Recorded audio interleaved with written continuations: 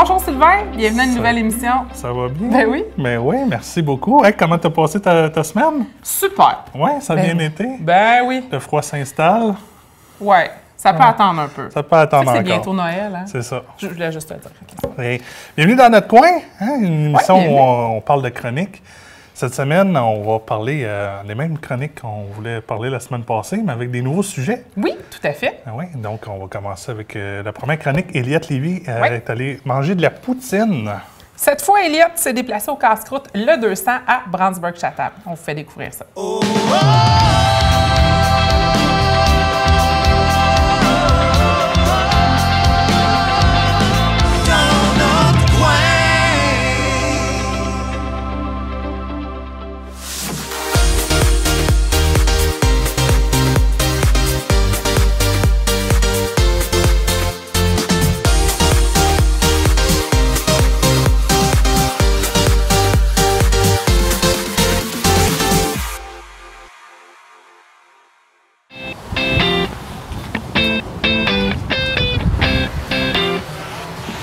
Bonjour, moi c'est Éric Tessier, la conjointe de Christelle. Moi, c'est Christelle Daou. Ben, depuis 1 an et demi, j'ai acheté le restaurant. Et j'avais un restaurant à déjeuner, puis je l'ai vendu. Puis j'ai entendu parler que c'était à vendre ici, que c'était une petite mine d'or. Donc, j'ai sauté. j'ai essayé pour un casse-croûte. Puis en fait, qu'est-ce qui différencie votre poutine de toutes les autres poutines de la région? Bien, le monde dit beaucoup que les frites sont vraiment bonnes. Les C'est les frites frites maison. maison, bien entendu. La sauce, qui goûte super bonne. Fait que c'est comme une recette spéciale, que c'est pas partout pareil.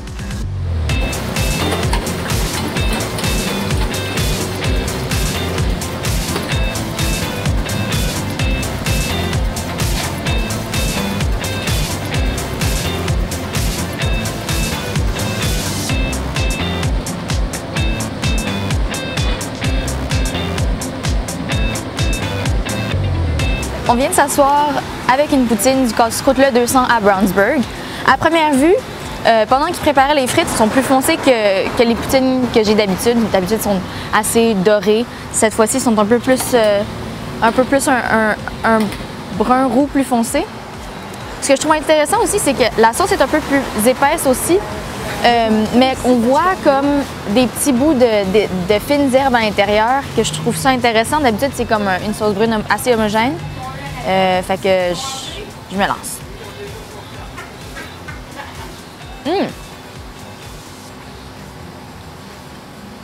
La sauce est vraiment bien balancée. Pas trop salée, je dirais. Les frites, je pensais qu'elles seraient trop... J'aime ça une frite dorée d'habitude. Donc je pensais que les frites seraient un peu trop foncées, mais je pense que ça... la texture est comme parfaite à l'intérieur, est comme assez comme presque... Tu sais, quand les frites sont un peu presque fouettées à l'intérieur.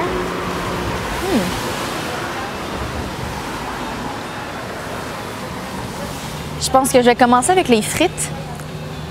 Vu qu'elles étaient complètement submergées dans la sauce dès que j'ai reçu ma poutine, je leur donnerais un 6 sur 10, je pense. Juste parce que moi, personnellement, j'aime vraiment ça, une frite vraiment croustillante. Parce que dans n'importe quelle poutine, tu vas te rendre avec des frites moelleuses, puis tu vas toujours les trouver à la fin. Mais j'aime ça quand il y a le maximum de crunch, le maximum de texture que je peux trouver dans ma poutine. Pour la sauce, je vais vraiment haut. Je pense que je vais puncher avec un 10 sur 10. Ça m'a vraiment... J'ai été impressionnée parce que j'ai l'impression que c'est vraiment plus savoureux. Le fait que je vois les épices, ça me donne un peu une idée de pourquoi c'est aussi... La sauce est aussi pleine de saveurs. Puis j'ai l'impression que, contrairement à d'autres sauces, ils n'ont pas besoin de compenser avec trop de sel. Puis le fromage, évidemment, qui fait squish-quick. C'est un 10 sur 10 comme d'habitude, qui fond bien aussi dans la sauce, dans tout ce que j'ai goûté. Donc ça nous fait une bonne poutine solide.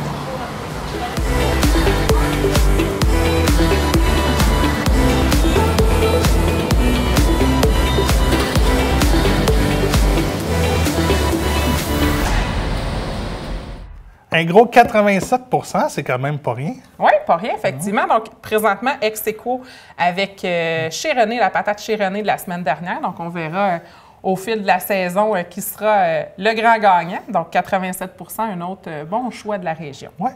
On poursuit donc avec départ au poil cette fois-ci, oui. donc spécialiste en éducation canine qui va nous faire découvrir un aspect de son travail. Oh, oh!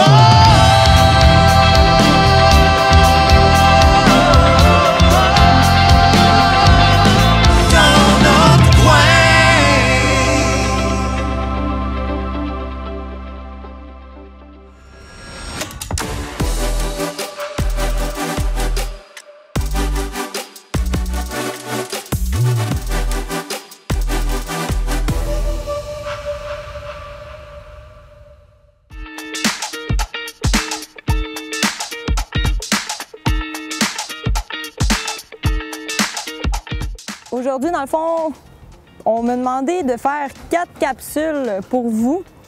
Puis je me suis dit que ça me donnait l'occasion de vous parler de vraiment 4 points qui sont vraiment importants pour moi au niveau de l'éducation canine. La première des choses que je me fais souvent demander, c'est vraiment, OK, comment tu entraînes ton chien? On en entend beaucoup parler de ça. La fameuse école de pensée. Comment éduquer un chien? Est-ce qu'on y va juste en renforcement positif? C'est ce qu'on entend vraiment énormément. Est-ce qu'on y va juste à la méthode traditionnelle? Je vais vous parler de comment moi je travaille. C'est sûr qu'une des choses les plus importantes que je pourrais dire, c'est vraiment allez-y avec la méthode qui fit avec vous. C'est vraiment important parce que même si je vous donne ma méthode à moi, si ça ne concorde pas avec vous, ça ne fonctionnera jamais. Donc, il n'y a pas de mauvais éducateur canin en soi, mais allez-y vraiment avec ce qui vous ressemble le plus. Personnellement, moi, comment je travaille, c'est vraiment en balance training qu'on appelle. Il y en a beaucoup qui n'aiment pas le terme, mais pour faire ça simple, c'est un entraînement qui est balancé. Pourquoi? Parce que j'ai pour mon dire qu'on ne vit pas dans un monde avec juste des arcs-en-ciel. C'est sûr que je vais toujours prôner le renforcement positif. Le renforcement positif, c'est renforcer un comportement en rajoutant quelque chose de le fun. Donc oui, je vais travailler beaucoup en R+, je vais le prôner même, mais je le sais justement que des fois, il y a des situations où que je ne pourrai pas l'utiliser. Puis je ne vais pas non plus faire juste ignorer le mauvais comportement comme certaines école de pensée. Si je peux ignorer, je vais le faire, mais pour moi, il y a des choses que je vais vraiment, que je tolérerai pas. Mais je vais utiliser des outils, justement, qui sont, qu'on dit, correctifs, un terme que les gens n'aiment pas, mais ce n'est pas pour faire mal au chien, c'est pour communiquer au chien. Puis ça, c'est super important parce qu'encore là, les outils correctifs, comme on parle du choker, la slip lead ou des choses comme ça, les gens, ils le voient mal parce qu'ils ont vraiment une pensée comme si c'était pour faire mal au chien et c'est pas ça du tout. Comme moi ici, comment que je travaille, c'est souvent avec la slip lead. Vous allez le voir, c'est vraiment un outil que j'utilise pour communiquer au chien. Ce n'est pas pour faire mal au chien, je le répète, on travaille beaucoup par pression, relâchement. Je ne porte pas une tondeuse avec mes chiens ou peu importe. Je ne vais jamais éduquer mes chiens, comme que je disais, à claque ou peu importe. C'est juste d'imposer les limites, un peu comme vous devriez imposer des limites à vos enfants. C'est la même chose. Puis là-dedans, bien évidemment, il y a l'encadrement, etc. Mais c'est qu'il y a des choses que oui, c'est oui, puis non, c'est non. Puis si déjà en partant, vous mettez ça au clair, entre parenthèses, avec le chien, bien, ça va être beaucoup plus simple. Si vous voulez que votre oui ait de la valeur, bien, il faut que le chien connaisse le mot non. On s'entend. Si le chien, c'est tout le temps oui, free for all, fais ce que tu veux, c'est sûr que le jour où vous allez demander de revenir ou devoir lui imposer des limites, peu importe la situation, vous allez avoir de la misère.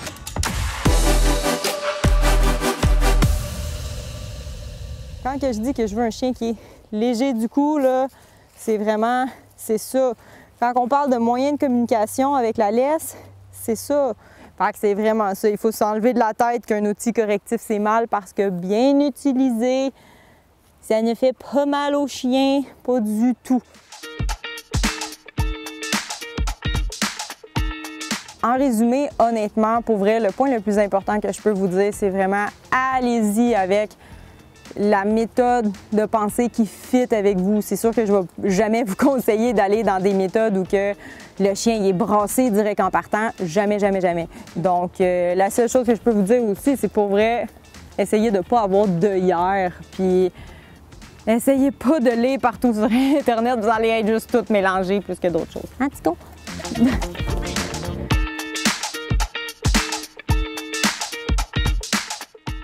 Excellente capsule de Christelle Paré qui nous parlait justement de l'école de pensée.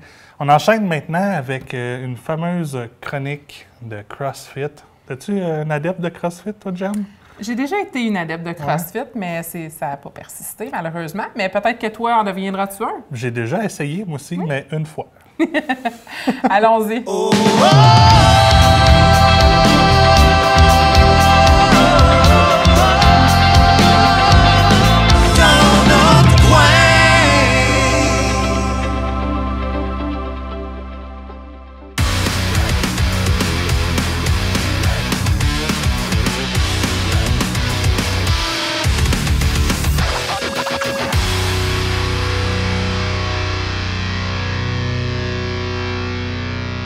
Donc, je me fais souvent demander qu'est-ce que le CrossFit. Il y a beaucoup de gens qui ont une idée, une image de qu'est-ce que le CrossFit. Ils s'imaginent tout le temps qu'on est une gang de gros gars musclés en chest qui flippent des tires. Mais malheureusement, c'est pas ça le CrossFit. Le CrossFit, c'est un sport jeune, mais qui a évolué énormément dans les 10 dernières années.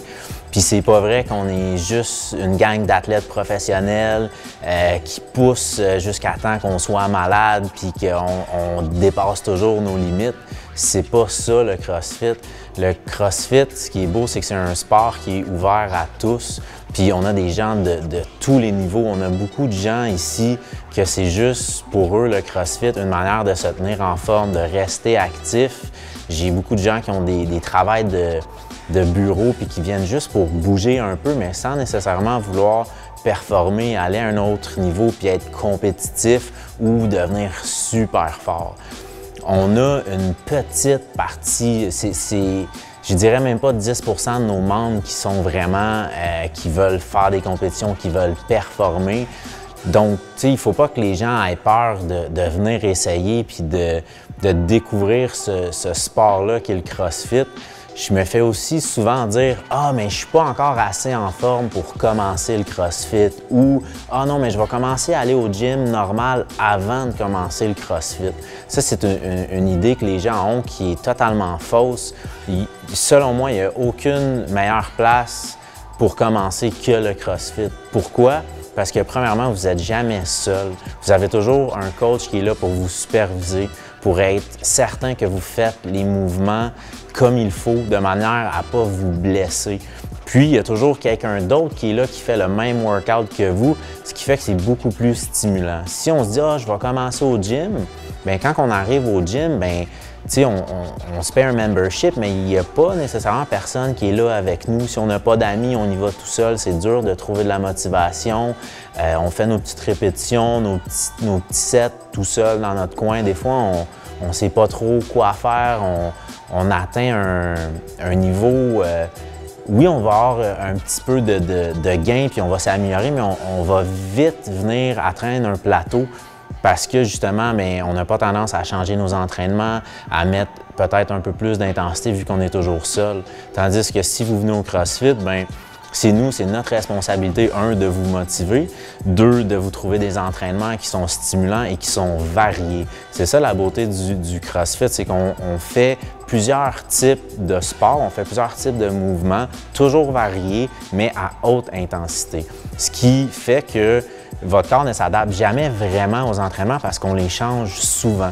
Fait que c'est pas lundi, on va faire des jambes, mardi, on va faire des bras, mercredi, on fait du dos. C'est toujours varié, ce qui donne beaucoup plus de résultats. Tout ce que vous avez à faire, en fait, c'est juste de vous présenter, puis on s'occupe du reste. C'est aussi simple que vous présenter, on va vous encadrer, vous allez travailler et vous allez voir des résultats. Une autre chose qui est vraiment intéressante avec le CrossFit, c'est que il y a toujours d'autres options, il y a toujours possibilité de varier les mouvements puis de trouver quelque chose qui vous convient à vous. Autant qu'on est capable d'accommoder un athlète de haut niveau, autant qu'on est capable d'accommoder quelqu'un qui est plus débutant, qui a des restrictions. On a un de nos clients qui vient ici régulièrement, puis lui, il a un problème avec un de ses genoux, puis il y a beaucoup de mouvements qu'il ne peut pas faire avec son genou, donc il ne peut pas descendre vraiment bas, il ne peut pas courir, mais il continue quand même à venir parce qu'on est capable de lui trouver d'autres exercices qui vont aller chercher à peu près les mêmes stimulus. Donc, si c'est cardio, bien, on va aller chercher son cardio d'une autre manière. Si on veut le faire travailler en force, on va trouver d'autres groupes musculaires à travailler en force. Donc, il continue à venir même s'il ne peut pas vraiment se servir de ses jambes autant que les autres. Donc, c'est ça la beauté du sport du CrossFit, c'est qu'on est capable d'adapter à tout le monde. C'est pas parce qu'aujourd'hui sur le tableau, c'est écrit qu'on fait tel mouvement que pour vous, on ne peut pas le changer puis trouver quelque chose qui vous convient. Puis un autre aspect aussi que moi, c'est ça qui m'a fait tomber en amour avec le CrossFit, c'est l'esprit de communauté. Je vais vous donner un exemple. On a fait un workout un jour dans un autre gym, puis il y avait un athlète qui était vraiment bon, qui a fini le workout en 3 minutes. C'est le premier qui a fini là, un temps record, c'était super impressionnant. Mais il n'y a pas eu beaucoup d'applaudissements, mais la personne qui est un moins en forme, que lui, ça y a pris 8 minutes, qui a fini en dernier, bien, on a tous été là, tout le groupe a été là pour l'encourager, pour qu'il finisse. Fait que, tu sais, il s'est jamais senti mis à part, s'est jamais senti exclu ou senti mauvais parce qu'on a tous déjà passé par là, on sait c'est quoi, puis tous les membres ont une espèce de sentiment de « Hey, moi aussi j'ai été là », puis ce qu'on a besoin, c'est de se faire encourager. Fait qu'il y a toujours des gens qui vont vous encourager, puis il n'y a personne qui va vous juger sur votre niveau de forme physique. Tout le monde va être content de vous voir, puis tout le monde va vous aider à atteindre vos objectifs. C'est ça la beauté du CrossFit, puis c'est pour ça que peu importe vous êtes qui, peu importe ce que vous voulez atteindre comme objectif, on est là pour vous, on est là pour vous encadrer. Vous avez juste à venir essayer. Puis on offre toujours les essais gratuits, donc vous n'êtes pas sûr, vous ne voulez pas vous commettre, vous ne voulez pas nécessairement prendre un abonnement, venez essayer gratuitement. Si vous n'aimez pas ça, bien au moins vous avez essayé. Puis si vous aimez ça, bien tant mieux, on va être là pour vous guider puis vous aider à vous mettre en forme. Donc, de retour après la chronique du CrossFit, donc on se déplace maintenant en Floride. On va aller se réchauffer un petit peu. Ah, j'aime tellement la Floride. Cette semaine, je vous fais découvrir le Hard Rock Hotel Guitar. Tu sais quoi? Non, mais tu m'en as montré. J'ai montré des extraits. Ouais. Le Hard Rock, c'est un genre de musée en partant, regroupant des artefacts légendaires de musique rock des années 70, 80 jusqu'à aujourd'hui. Et on y retrouve des artefacts qui ont appartenu à des artistes connus, comme la guitare de Jimi Hendrix, exemple, la robe de Madonna, les souliers de Katy Perry, un jacket de John Lennon, des disques qui ont appartenu, des disques d'or qui ont appartenu à des groupes. Et à l'intérieur de ça, loge aussi un hôtel en forme de guitare. Assez impressionnant d'ailleurs. Ouais. Ouais. Et partout où tu es autour, tu le vois des kilomètres de loin. Fait que tu le vois, c'est comme la référence dans le décor de la Floride en ce moment. Ouais, j'ai hâte de voir ça. Je vous fais découvrir ça. Oh, oh!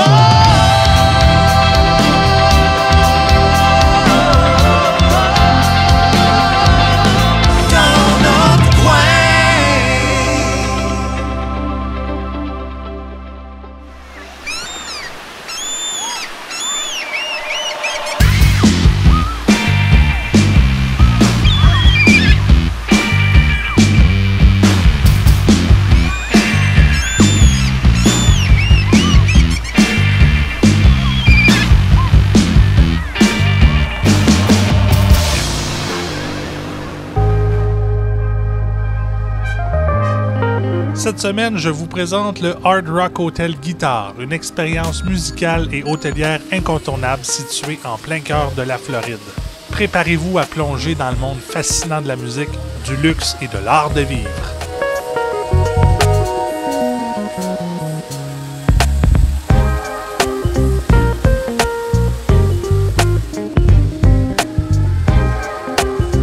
Ce n'est pas un simple hôtel, c'est une icône. Perché à Hollywood en Floride, le Hard Rock Hotel se distingue par son architecture époustouflante en forme de guitare.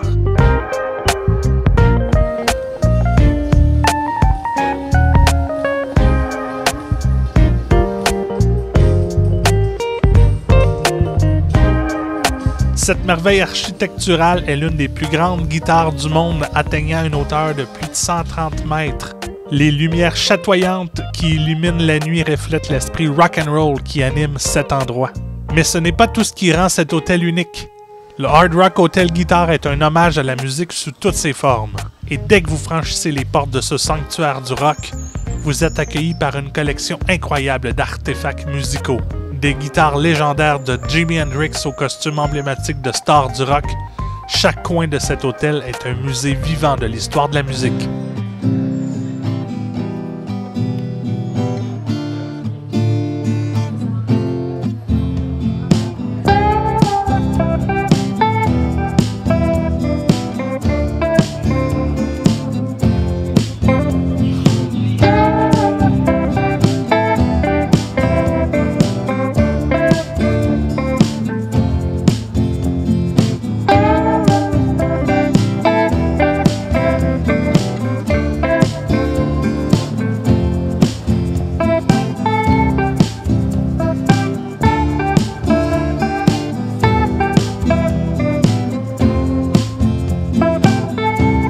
Mais le Hard Rock Hotel Guitar ne se contente pas d'être un musée. Il offre également une expérience de séjour de classe mondiale. Les chambres sont élégantes, spacieuses et offrent des vues panoramiques imprenables sur la ville.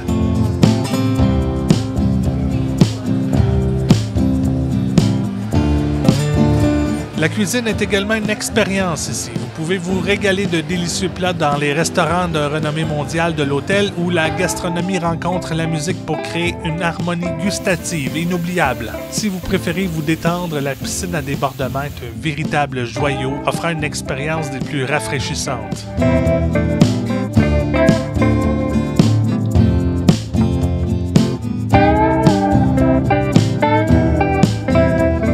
Et bien sûr, la musique est le fil conducteur de tout ça. Chaque nuit, le Hard Rock Hotel Guitar vibre au son de spectacles de musique live époustouflants. Des artistes de renommée mondiale talentueux se produisent sur scène vous plongeant dans l'atmosphère électrique du rock.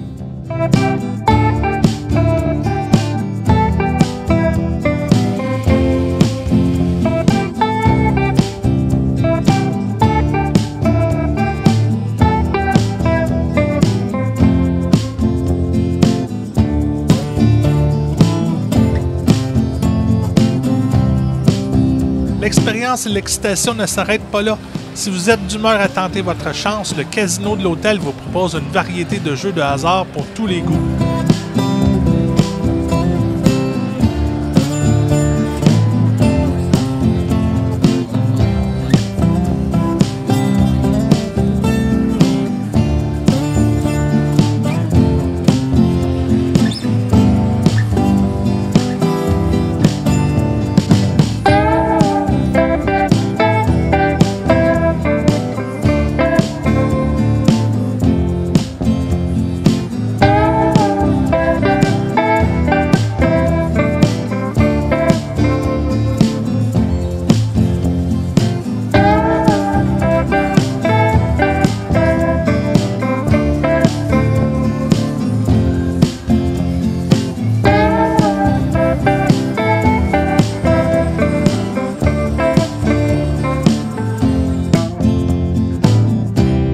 Pour ceux qui aiment le magasinage, les boutiques du Hard Rock regorgent de souvenirs uniques.